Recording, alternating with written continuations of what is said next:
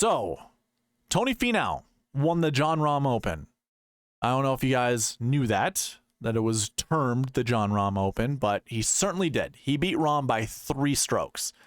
The goal to call it the Jon Rahm Open was definitely worth it, because it just, if Rahm was hitting his shots a little closer on Sunday, I bet you Rahm takes the title. And it would have been very similar to last week or last year. Look at that. Finau, Rahm, Brandon Wu. Finau, Rahm, Brandon Wu. Like, it's the same.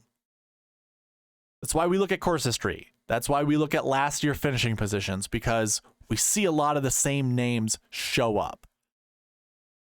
I mean, it makes sense to me. That's why I do it. Yeah, the Jon Rahm Open was won by Tony Finau. I want to start somewhere different. Usually I'll tell you like the summary and how successful the buckets were. Let's start with the optimal lineup, the GPP winning lineup, and then the sweet spot optimal, then go into the buckets. So your optimal lineup left $500 on the table. And that consisted, again, of all the golfers here in the black tick marks. Tony Finau, Brandon Wu, Akshay Bhatia, Emiliano Grillo, Eric Cole, and Cameron Champ, believe it or not. So that was a 10, 8, 7, 7, 7. I'm sorry, 2 8s. I missed Brandon Wu. 10, 8, 8, 7, 7, 7. Pretty balanced. And again, you're leaving $500 on the table. And that is pivoting away from Jon Rahm. Tony Finau was the second highest owned golfer on the slate. And the GPP winning lineup, by the way, there was 4 people tied at the top. Tony Finau and Rahm together. They used them both. And then they went down to Akshay Bhatia at 7,400 and 3 6K golfers. Carson Young, by the way, I like Carson Young. I was already kind of having, I've thought about, Jesus, I don't know what am I trying to say here? I've paid attention to him at different tournaments. I don't remember exactly where he got my attention. I know he did finish 19th at the RBC Heritage, which obviously I think is worth mentioning. Missed the cut with his teammate at the Zurich, not a big deal. But he's a solid golfer. I don't know if you guys play Rainmakers. I just started getting into it. I put $30 worth of cards in last week and I won $30. So I basically got free cards. That's how I look at it. It's just like DraftKings gave me free cards to play with going forward. I got a couple Carson Young ones, and he's the guy who actually helped me win money. So I was like, oh, okay, that's awesome. Like that. It paid dividends, but not here to talk about Rainmakers. Carson Young, what a great play. All 4 of those lineups, obviously the same lineup, left 0 money on the table. So your optimal scored 710. Your GPP winning lineup scored 685. So there was obviously a 25-point difference. Within that 25-point difference, that's where I want to see the sweet spot optimal. Unfortunately, the sweet spot optimal only scored 679. So it was 6 points behind the GPP winning lineup. To me, if the sweet spot optimal can't beat the GPP winning lineup, the sweet spot process failed. And that I'll hold on to that. But there's more to go along with that. So your sweet spot optimal, 10-7 Tony, $8,500 Grillo. Then we have 3 7K golfers, Akshay, Eric Cole, and Cam Champ. And then we come down to the 8K SH Kim. Let's go to the buckets now, because I want to explain why the sweet spot optimal did not beat the GPP winning lineup. And it's something I know I need to look at going forward. It's been on my mind for a long time. I get reminded of tournaments like this where this happens. So let me tell you why, what I'm talking about. Remember what I said in the beginning of this segment that I usually start here, but I wanted to go elsewhere. Pay attention to this column right here. This has formulas driven that create Y's or no or N's. So yeses or nos. And this is all based off of how many golfers finished inside the top 10 versus what I had projected. Now, if this top 10 number falls outside of the range that I've projected, then it looks at the optimal lineup. And if the optimal lineup stays within the projected amount, it's a success. If it goes past these two kind of conditionals, like if it's still outside the range of both these conditionals, obviously the projection, then it'll be a no. All the buckets were successful. 36 buckets out of 36 buckets were successful. Remember, we didn't look at last year buckets. We also didn't look at course history buckets, but that doesn't change the fact that I still have projections for each of these buckets. The reason we didn't look at them is because we only had one real true year of Vidanta Vallarta being the golf course that was used for the Mexico Open. So why look at course history? Why look at last year stats? It's difficult. Now, if I had a universal bucket system where we could look at, you know, how, like, what's the frequency or what's the rate of success that, you know, a last year 1 or 2, 3, 4, 5, 6, how often do those show up inside the top 10, regardless of whatever the tournament is? I don't have that yet. Working on it. Very excited, by the way, because I finished that part of the database this weekend. So we're getting closer to putting it to a website. But excluding all that, again, I still do projections for it based off of what the Mexico Open has provided us since 2013, which includes the WGC Cadillac Championship, which was in Florida. So I know it makes no sense, but the projections were still successful for a course history last year. It doesn't make any sense. But the other buckets we did look at still were successful. Now, if you're kind of watching this and you know the bucket system and you know that if the buckets are successful, then we should have hit the optimal lineup, right? One huge caveat.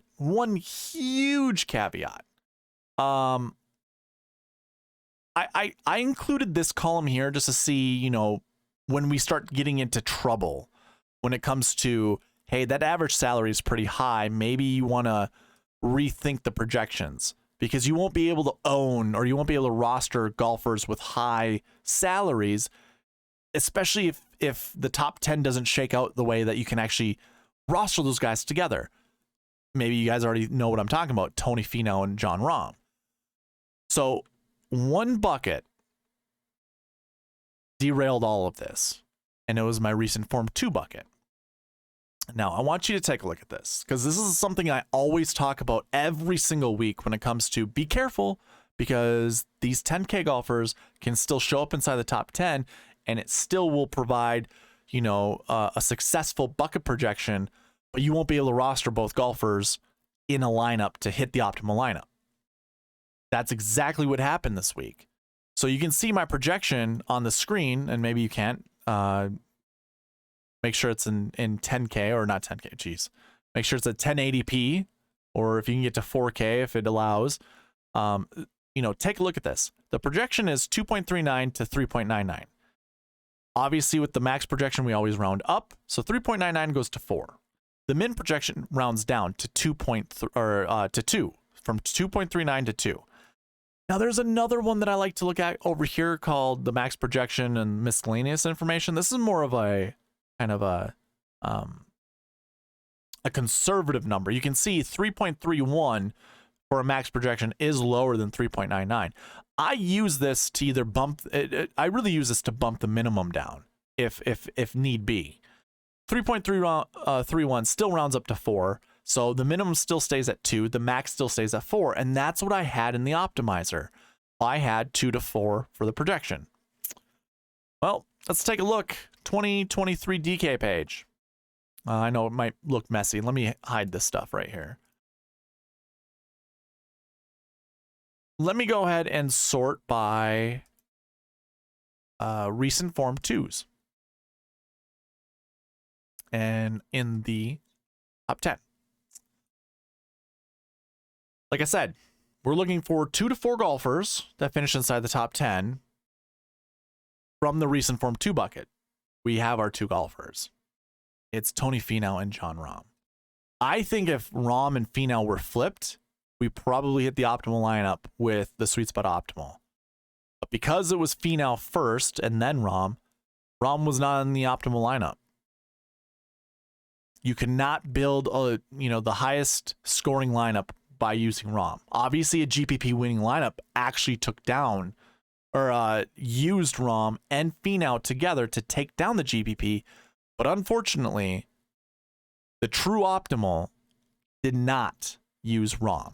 So therefore, when we go back to the summary, you can see one golfer in this optimal lineup was used, and therefore we can't use. That's how we didn't hit the optimal. Now, why the SweetSpot Optimal wasn't better is because we actually had to move down from there. So we had to go from Finau down to SH Kim, and you can see SH Kim finished 24th place. That wasn't enough DK points to keep up with the GPP winning lineup.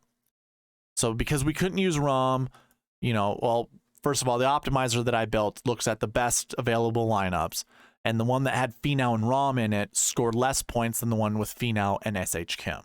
So I think when I had Finau and Rahm and I followed the rest of the buckets with the SweetSpot process, it scored like 659 or something like that. So it wasn't even close. 679 was what we got with using Finau and SH Kim. So bucket system was 100% successful. But you couldn't build an optimal lineup or a SweetSpot Optimal that would have taken down the GPP. Because, again, sometimes this happens. 2 10K golfers from that bucket finish inside the top 10 or even inside the top 5. And therefore, you can't include both of them. You have to choose one of them. So that is something, again, I need to look at. Just if you're curious, what needs to happen is, kind of have to do the eyeball test. There were 13 golfers in that bucket this year. 13. On average, we see about 15. Now, the projection is high because the success rate is high. And the amount of golfers in that bucket for this year isn't that much different than what we normally see on average. Also, 61% of the strength of field points went towards this bucket. So that just inflates this projection even more. With that inflated projection, we still have to keep in our mind this information over here. There were 5 golfers priced at 9K and above. So let's go back to that bucket.